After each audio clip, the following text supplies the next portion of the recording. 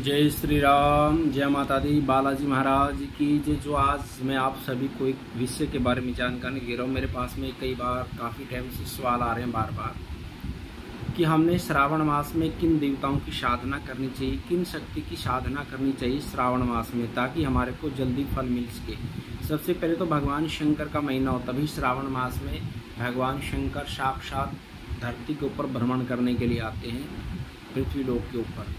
और सबसे पवित्र महीना होता है भगवान शंकर का। और जो हमारी शक्तियों के मैटर में भी जो हमारी स्थिति है, ये भगवान शंकर का आदेश हमारी शक्तियों के ऊपर लास्ट रहता है। तो इसमें आप किसी भी देवी की, देवता की, पीर की, फकीर की, माता की, मशानी की, जिन की, जनात की, किसी की भी साधना कर सकते हैं आप। इसमें किसी भी देवी की, देवताओं की, पीर फकीर, कोई भी साधना आप भगवान शंकर के महीने में कर सकते हैं। और दूसरी बात आ जाती है, विशेष रूप से हमने जैसे हनुमान जी की कृपा पाना चाहते हैं, तो हनुमान जी का कौन सा मंत्र की हमने साधना करनी चाहिए, जिससे हमारे जो साधना कर रहे हैं, इस साधना की हमारे को डबल फायदा हो, भगवान शंकर का भी कृपा हो और हनुमान जी की भी कृपा हो। क्योंकि भगवान शंकर के ही 11वें रुद्र अवतार हैं हनुमान जी महाराज। तो आपको मैं मंत्र बताऊंगा, इस मंत्र को आपने कैसे जाप करना है, कैसी साधना करने हैं, इससे सिद्धि कैसे मिलेगी। सबसे पहले तो आप गुरु की सानिध्य में हैं, यदि आप गुरु की शरणागत हैं तो भी इस मंत्र को कर सकते हैं। यदि आपके पास गुरु नहीं है तो भी इस मंत्र को आप साधना कर सकते हैं। इसमें किसी भी तरीके का कोई भी इफेक्ट आपके ऊपर नहीं पड़ेगा। सबसे पहले आपने साधना के नियम की जानकारी लेनी चाहिए। जैसे हम साधना के नियम हमारे रहते हैं, तो उस साधना के नियम में हमारे को कभी भी शुद्ध तक का, पैतक का या अन्य घर की कोई भी चीज़ नहीं खानी चाहिए।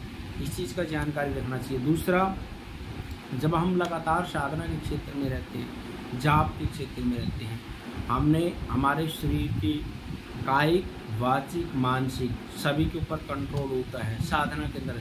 कई बार हम बार बार बोलते हैं ना, आपको भी साधना करो, साधना करो। साधना करने का मतलब यही होता है कि हमारा शरीर भी शुद्ध हो जाता है, तन भी शुद्ध हो जाता है और मन भी शुद्ध हो जाता है, विचार भी, वाणी भी, सारा। क्योंकि हम साधना में होते हैं, कोई गलत कर्म की तरफ नहीं बढ़ते, खाने पीने से लेकर के। इसलिए हम साधना के क्षेत्र में जाने के बाद हमारे को सिद्धि जल्दी मिल जाती है। और सबसे पहले आपके पास गुरु है तो भी इस मंत्र का जाप करें, यदि गुरु नहीं है तो भी इस मंत्र का जाप कर सकते हैं। और इसमें भगवान शंकर को जल से अभिषेक करके आए, दूध से करके आए, पंचामृत से करके आए, गंगा जल से करके आए, या अलग अलग प्रक्रियाएं होती हैं, उससे भी आप इसको जल से अभिषेक करके आ सकते हैं। और साथ में हनुमान जी को भी भोग लगाना आपने, क्योंकि हनुमान जी का ये मंत्र आप रुद्र अवतार रूप में, भगवान शंकर के रुद्र अवतार रूप में उस मंत्र की साधना करना चाहते हैं। उस मंत्र के फायदे क्या हैं?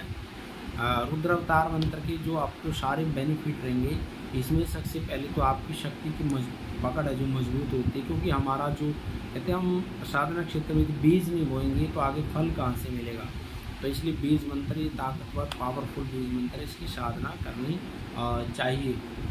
उसके बाद आप रुद्राक्ष की माला से ज़्यादा साधना करें तो बहुत अच्छा रहेगा, बेटर रहेगा इसमें। और भगवान शंकर के ऊपर अभिषेक अवश्य करें, पूजा करनी है। सबसे पहले हमने संकल्प लेना है। संकल्प में क्या बोलना? हाथ में जल लेकर के भगवान विष्णु का 3 बार स्मरण करना। ओम श्री विष्णवे नमः, ओम श्री विष्णवे नमः, ओम श्री विष्णवे नमः।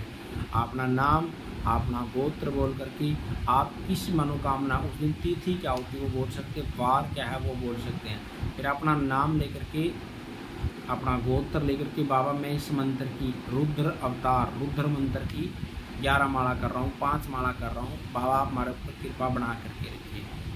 ठीक है। कर्मा हम कृष्या, नीचे ज़मीन में छोड़ दो या भगवान शंकर की मूर्ति के सामने, जो भी देवी देवता उसके सामने उसको अर्पण कर दो। उसके बाद आपने फिर पहले भोग लगाना है। भोग लगा करके, स्नान करा करके, भोग लगा करके, फूल माला पहना करके, तेल चावल सब करा करके, उसके बाद में आपने माला शुरू करनी है। सबसे पहले गणेश जी की माला निकालनी है।